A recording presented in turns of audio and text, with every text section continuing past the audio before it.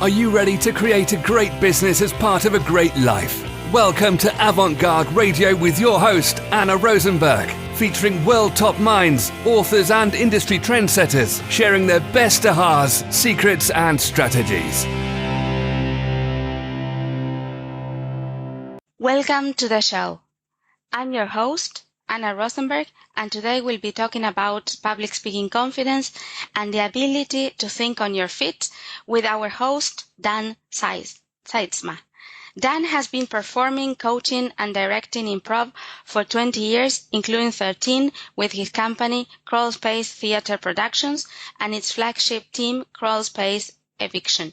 His firm, Improv Effects, has been impacting teams and individuals through applied improvisation techniques for years. Welcome to the show, Dan. Hi, thank you, Anna. I'm very, very happy to be here. So I already butchered your name, but you're going to say it again properly. It was very good, very good. Sytsma, Dan Sytsma is the way I pronounce it, although I've been confronted by Dutch people that say, you're saying it wrong. But that's how we say it, so we're going to stick with it. Perfect. Let's talk a little bit about the kind of people you help with public speaking confidence. Yeah, a big component of our company is doing workshops with large groups. So that's a component. Another component of it is doing individual coaching with people that maybe they are in a sales position or maybe they're in a position of leadership where they're called on a lot to address groups and to speak publicly and to get a message across very clearly. And we find that that's something that a lot of people get very nervous about. I mean, public speaking is one of those fears that has a lot of illogical sides to it, and yet it's so prevalent. People just with that natural fear of getting in front of people and speaking is so widely prevalent. It's sometimes astonishing to me. And so what we do is we give those people simple tools and we take them through very simple exercises that are born out of improv comedy that help them recognize that their voice is valid, their perspective is important, and that what they have to share needs to be shared. And there's no reason to fear that, and there's no reason to fear the people that are being addressed.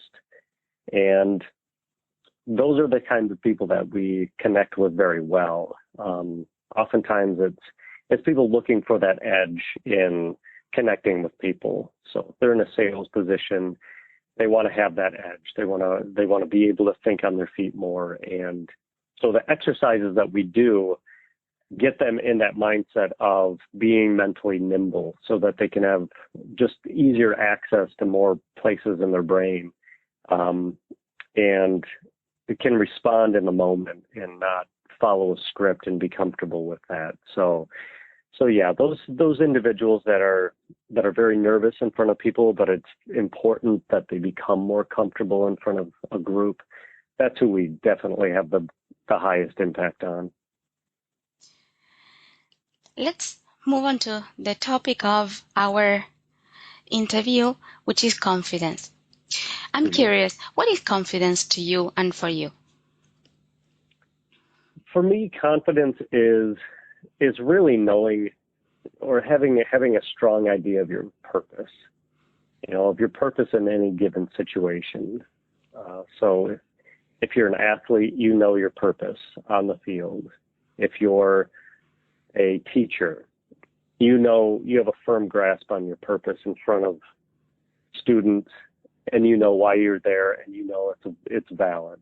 So a lot of it comes down to that purpose and what it is that who it is that you are and why it is that you're in the situation that you're in. And that eludes a lot of people. Just that simple purpose. I know there's a lot of course, there are also components of ability that come into play, if you have the ability to do whatever it is. But I think a more important one on a day-to-day basis is that purpose aspect.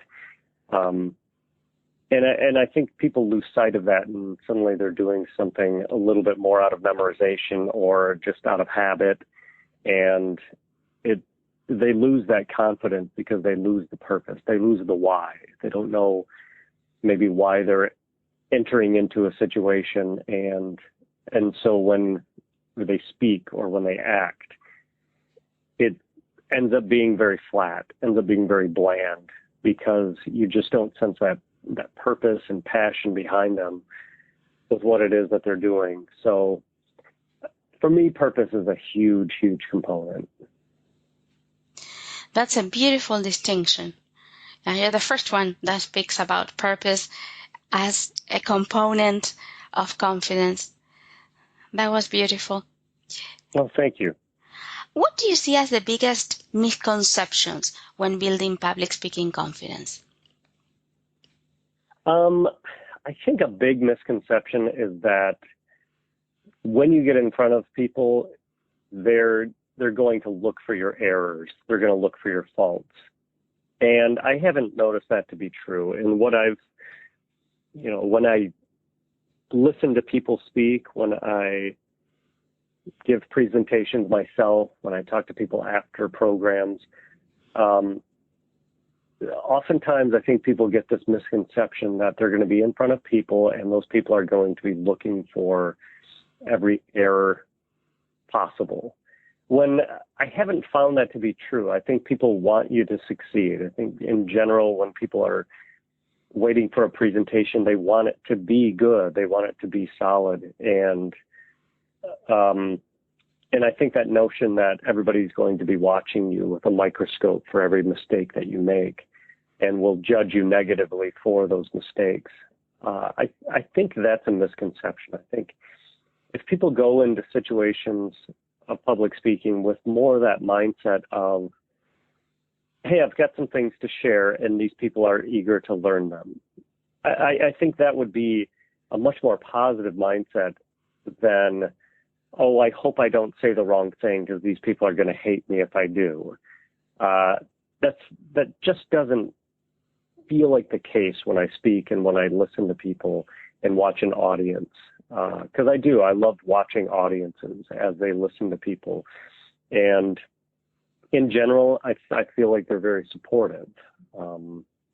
If you're a speaker in a hostile situation, then maybe that's different. But that's a very rare case. Most people aren't delivering information in a situation like that. And the ones that are need probably a special set of skills. I find it so true what you're saying. Even when we go to the movies, we don't say, oh, I hope the main actor sucks at this. Right. We don't do it like that. Like, right. we have the expectation that it will be great. Not Yeah, perfect, we want but it great. to be good. Yeah, we paid money to see it. We want it to be really good.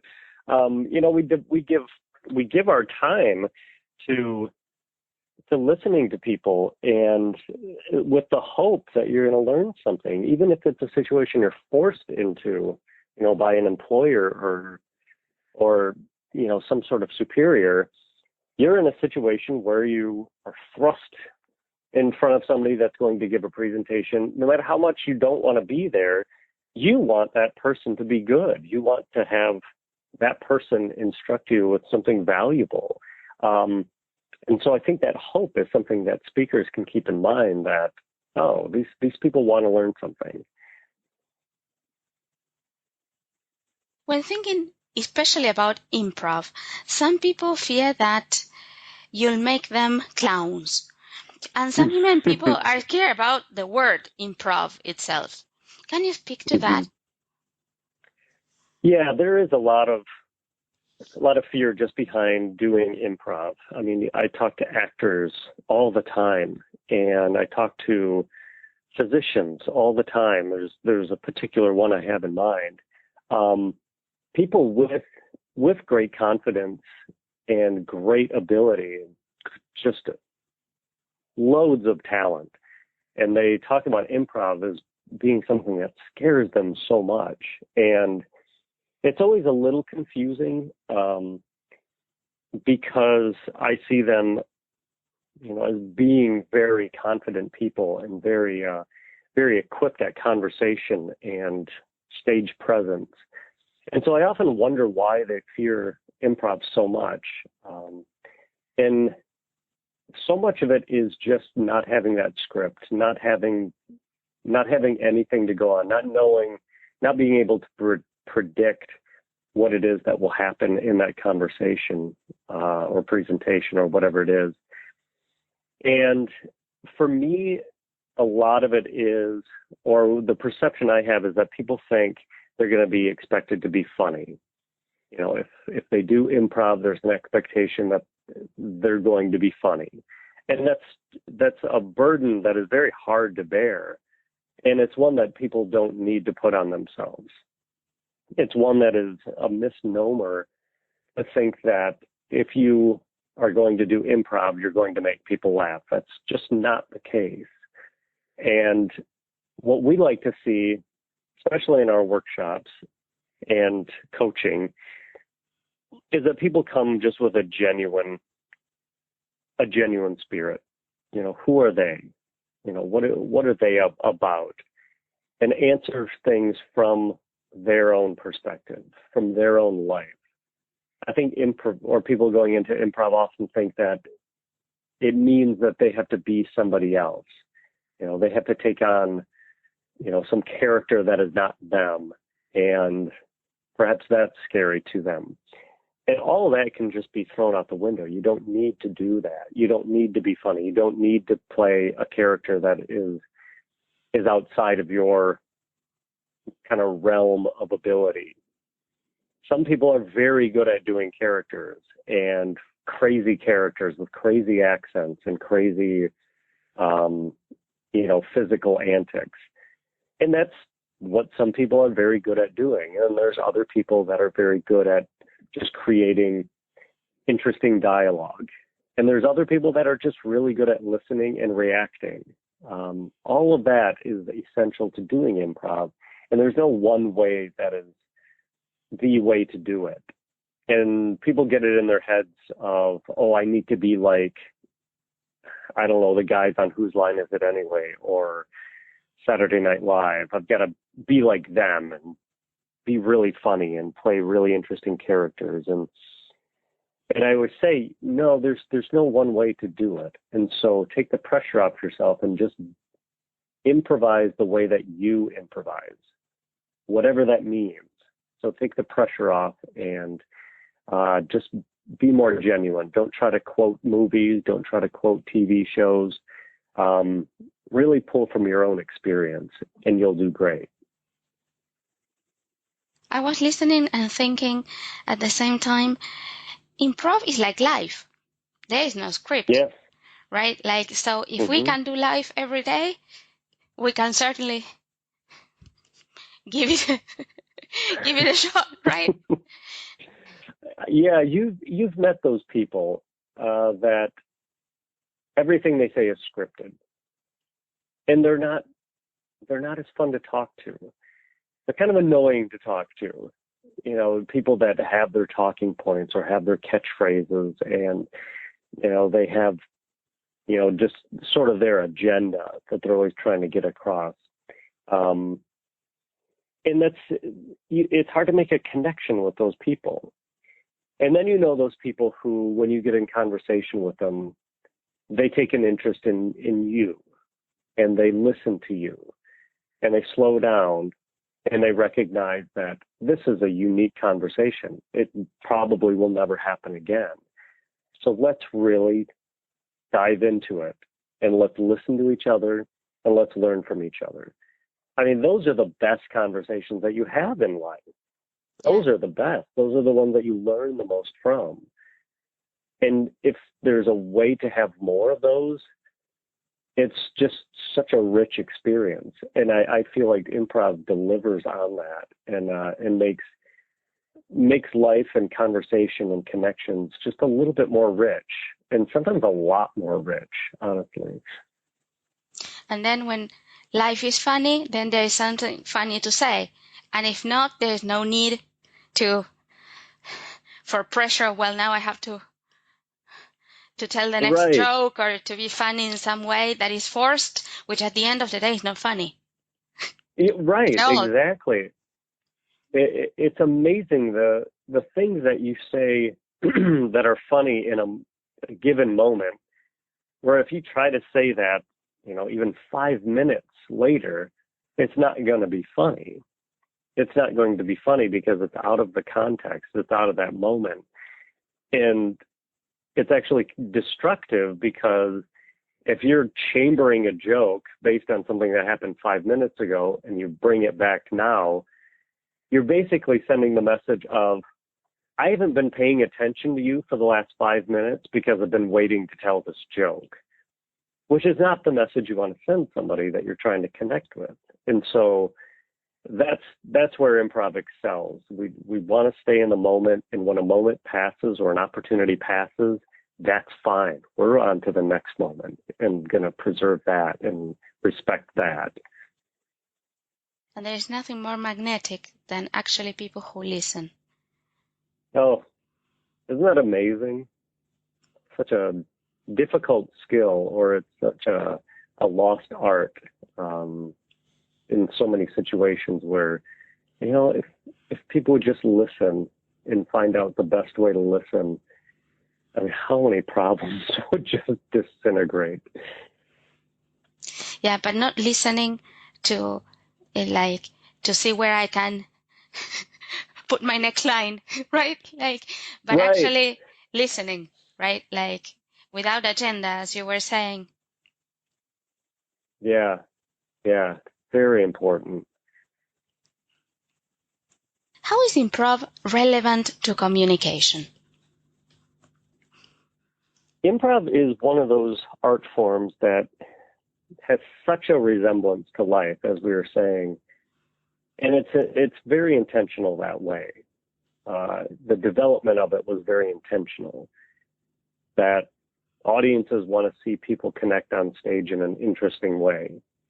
And so for years, I would say for centuries in a way, going back to early theater and commedia dell'arte, where people would play sort of stock characters and figure out how they interacted with other types of characters.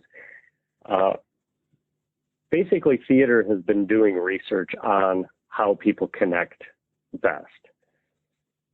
And improvisers have made that step of saying, how do they connect best without a script, without anything, and it's just people on a stage trying to connect with each other and create interesting situations. And so they've concocted all these principles and all these different exercises that help learn those principles for years. And that's where the relevance comes in, because when we get done with a show or get done with a scene of performance with improv, usually we don't say, oh, we didn't say enough funny stuff in it. In fact, we never say that. The things that we usually say are, people were really connecting well. Those characters were really, their relationship was so interesting, and we explored it in some really interesting ways. And so you start to see different physical qualities as well, body language, what leads to the most interesting connections between people. So we've been doing it for years, exploring these different ways that people connect well for the amusement of an audience. And it doesn't have to be exclusive to an audience, though. It can certainly and most definitely carry through to the interactions that we have in life. And so that's where the relevance comes in. And I think improvisers and theater in general has made a huge contribution to how people connect. And I think more people are starting to recognize that connection and all the great research that theater has done to guide us into how to make better connections with people. And it's just a matter of people recognizing that benefit of theater. And some folks are getting it, and some are a little slow to recognize the validity and the usefulness of it. But connection is so important, right? Because actually that's exactly what we need when we speak. Yeah, and just last night we were doing some work with a major medical supply or a medical device company, and they sell drills, surgical drills, and artificial hips, and all sorts of other products that are affecting people's lives. And there's a very scientific component to it. There's a very financial component to it. And even in this room full of 30 people who are going to be going out around the world to sell medical devices, they're still being instructed. You have to make connections with people. You have to build trust. You have to show people the emotion behind what you're selling, because it's affecting people's lives. It's changing people's lives. And so you need to bring that to the sale. You need to bring that to whoever it is that you're talking with about these products, that it's not the products. It's about who it affects, and it's about the connection between you and that person that you're trying to sell to. If that connection is strong, there's a much stronger likelihood that there's going to be business done.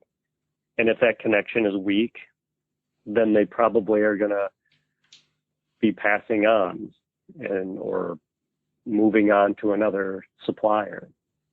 So there's a lot about connection that is so relevant to making sales, to being an effective leader. There's so much there. That's so true. We, as human beings, we sometimes tend to forget that in a sales conversation, for example, or in a sales situation, we are still human, both parties to the conversation, right? So the same rules of connection and trust and credibility apply. And when that connection is weak, trust is really affected. Oh, if you are not there, if I feel you have your own agenda, I don't trust you. It doesn't matter what you are saying, how well scripted your words are. I have my internal radar up, and I'm like, there is something that I feel is wrong here, but it might be me, right? Like I don't know. No, when you can sense when somebody's trying to convince you of something, and you also know what it feels like when you're just having a conversation with somebody about, maybe the same thing. There's such a different feeling. And when you feel like somebody's just purely trying to convince you of something, it's tough. You don't want to be convinced. And there's ways that are effective in doing that, and there are a lot of ways that just aren't. Yeah, it feels agenda driven. That they don't have your interests in mind. They only have their interest in mind. And you can sense that. And it's not a good feeling. Exactly. What inspired you to do the work that you do? How did you get into this? When I was in college, I lived at home. I commuted a long way to school. And so I wasn't really involved with a lot of things in college. And I had some friends that were in an improv group that I had done theater with and had gone to high school with. And they just invited me to audition for this improv troupe. And so I went, and, didn't feel like I was particularly strong, but really, really enjoyed it. I felt that, I didn't necessarily have a great audition, but it was something that was that got me charged up and really got me really, I don't know, inspired me just to be in front of people and reacting to my teammates to create scenes and create theater. There's something just so infectious about it. And so that was about 20 years ago. And so through the years, I've worked with some incredible people to create improv theater. And those people have, become some of my dearest friends. And I've produced work with them that when I look back at it, I think, I don't know how I could have been a part of something so good. And it's because of these amazing people that I've worked with. And that's a big component of improv too, is it's only successful with the people that are around you. And I think that's what gave me so much passion for it, and why I'm just so inspired to take this message out to other people, because I've just seen the effect of it. I've seen the effect of, what happens when people connect together with, no pre-planning, just a set of skills that everybody is on the same page with, and just exercising those and committing to those principles and creating something out of nothing. Because as you said, that's what life is. I mean, it's a rare exception, that, somebody is given success, from their family, or given success from some means that they didn't really achieve on their own. Those are rare situations. I think most people make their own success and, create their own opportunities. And improvisation is so much of a microcosm of what life is, that you don't know what's coming to you. You don't know what the situations are going to be that life's going to bring you. And having a set of skills that teach you you're going to be okay. You're going to be all right because you're not alone. It's not just you out there. It's a group of people that want you to succeed. And the more that you invest in their success, the more they're going to invest in your success. And so it suddenly represents some of the best parts of life, honestly. And so I can't think of anything I'd rather do with my life. That's beautiful. When we look back and we have the feeling of there is nothing else I would rather be doing with my life, in my books, that's success, right? Yeah, I've received so many blessings in my life. I can't even begin to name them. But I'll start. My wife is an improviser as well. She's on the team that I lead, and she's amazing. And she is the head of our training program now that we have in the town that we live in. I have two beautiful kids. There's just so much in my life that is so good, and so to be able to do workshops and do work that I strongly feel benefits individuals with how they connect with other people, it's a joy, it's a thrill. Can you share with us a lesson about confidence that you learned early on and that you still feel has an impact on you today? Yeah.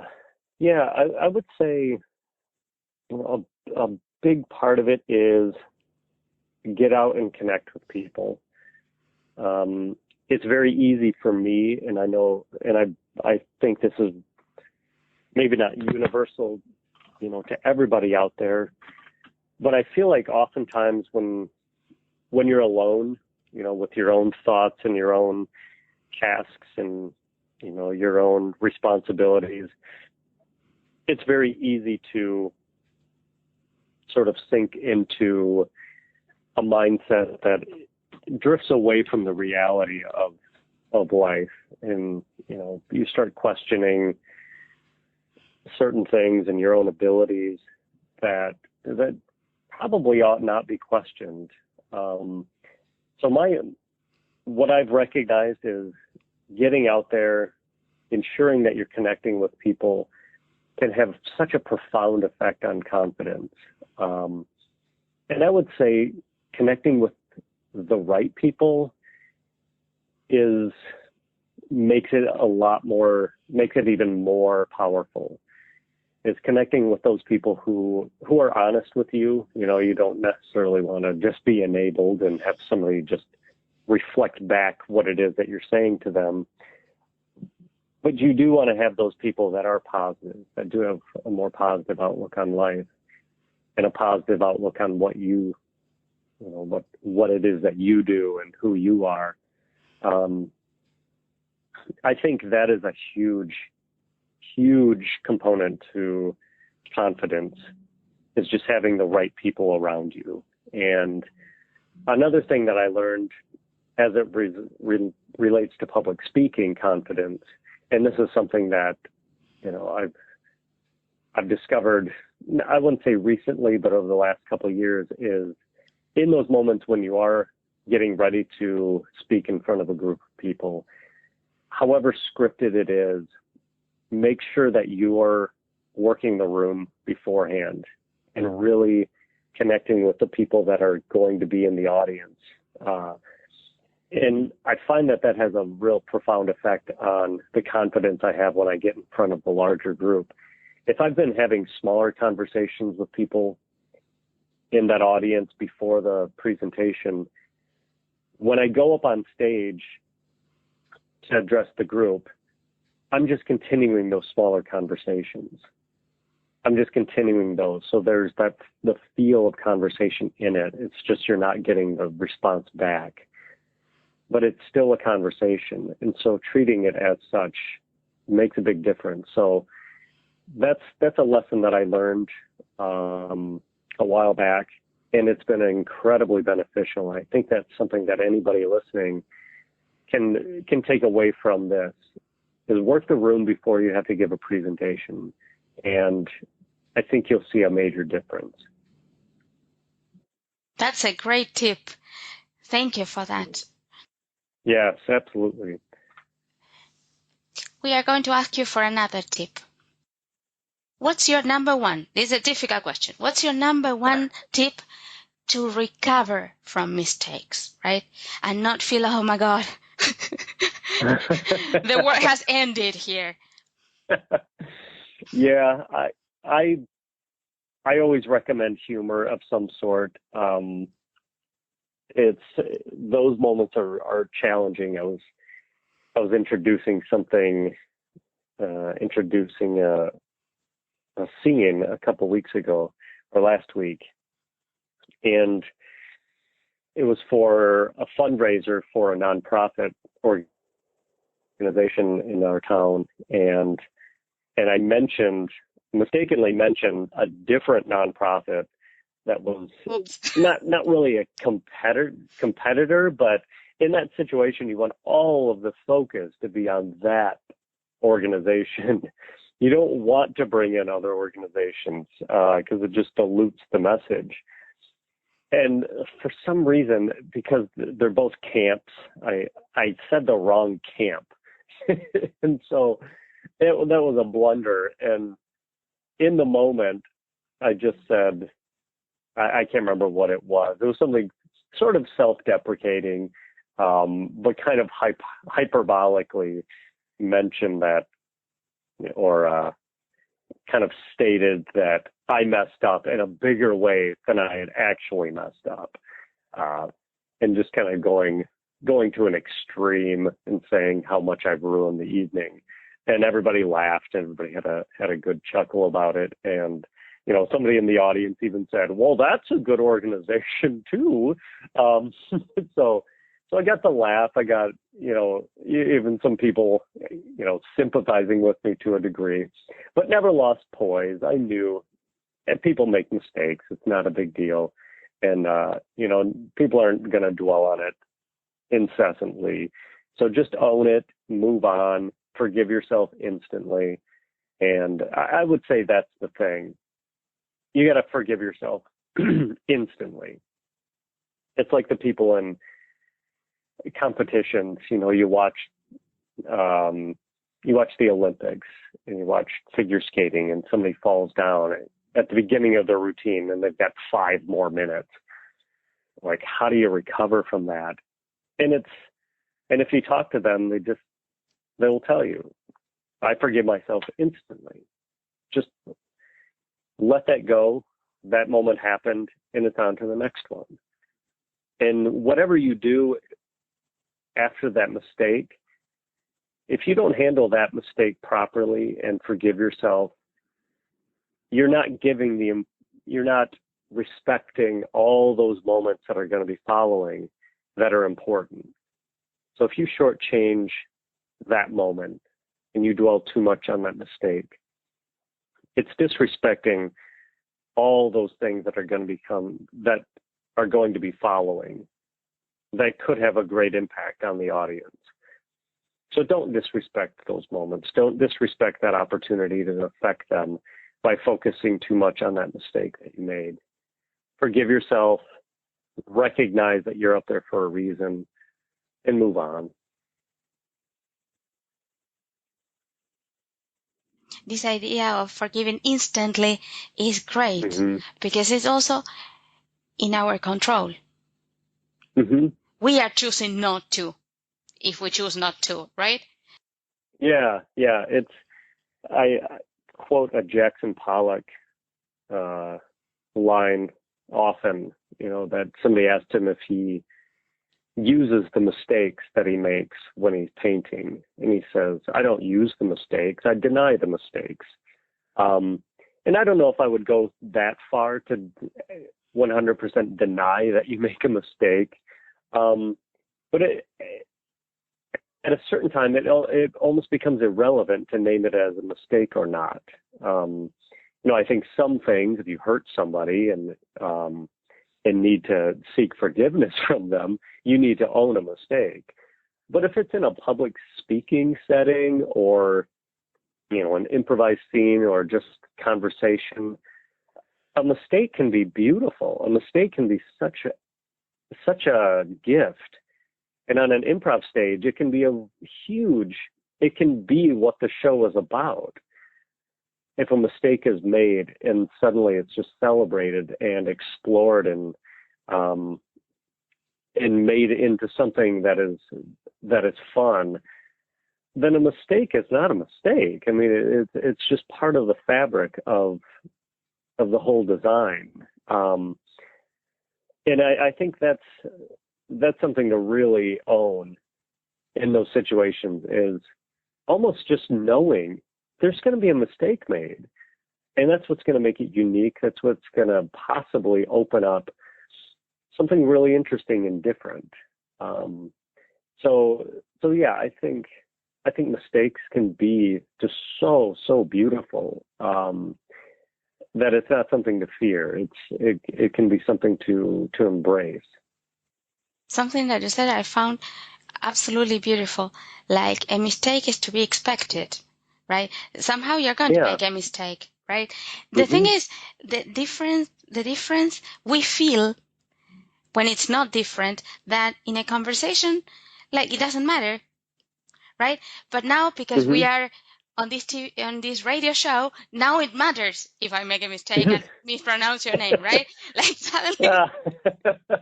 It's fun. I mean, I don't think I would have, shared the story of, how, somebody told me I was saying it wrong. I think it's a fun story, and, probably wouldn't have shared it if you had, just said the name perfectly, and we would have moved on. Yeah, that wasn't a mistake. That was completely of benefit to the whole process, I think. What would you like to leave us with when it comes to thinking on your feet? I think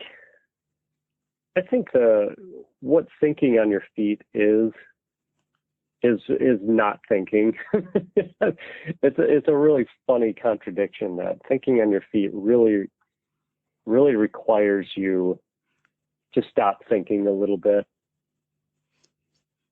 And I'm not a neurologist, so I don't know all the components of how the brain works, but there's so many different gears and so many different levels to how your brain engages.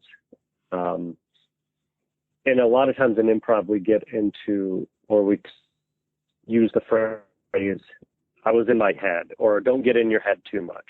And what that means is you're thinking so much that you're not listening. That's really what it breaks down to, is there's always that shift back and forth of listening and processing. You're letting information in, you're processing it, which is the thinking component.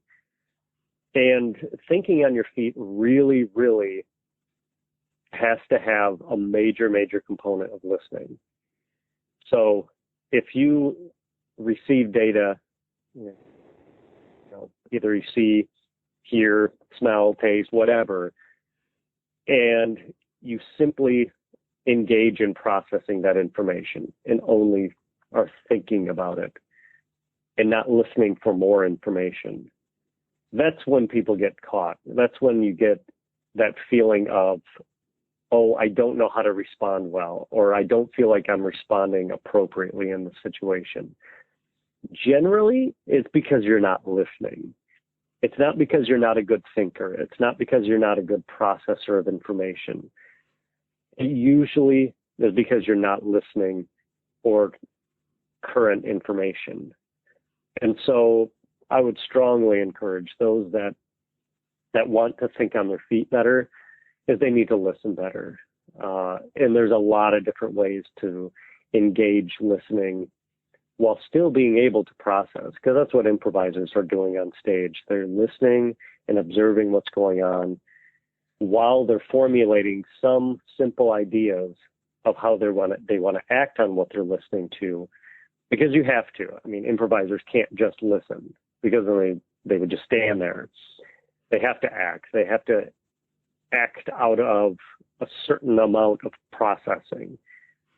It's just, if it goes too far, it's a detriment.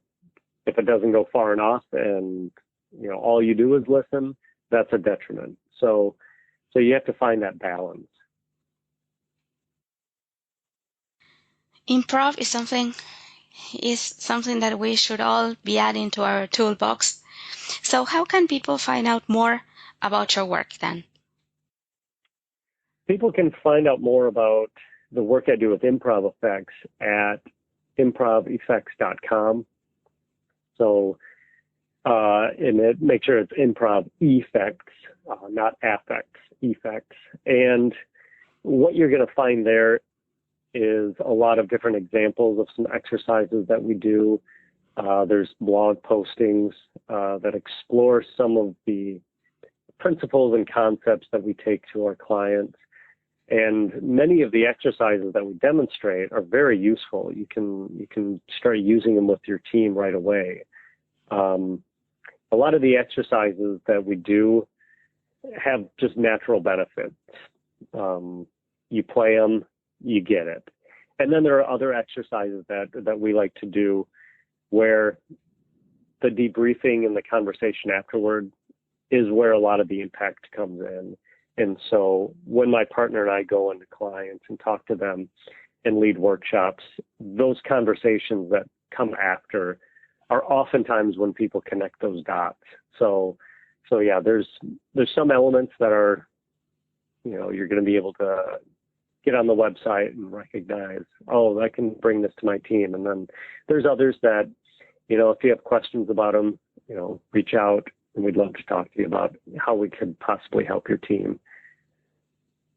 And that's a perfect note to complete our interview today. Till next time, remember, your awesomeness is portable. You can take it with you anywhere. You've been listening to Avant-Garde Radio with Anna Rosenberg. To learn more about the resources mentioned on today's show, or to listen to past and future episodes featuring world top minds, authors and industry trendsetters, visit avant-garde-radio.co.business.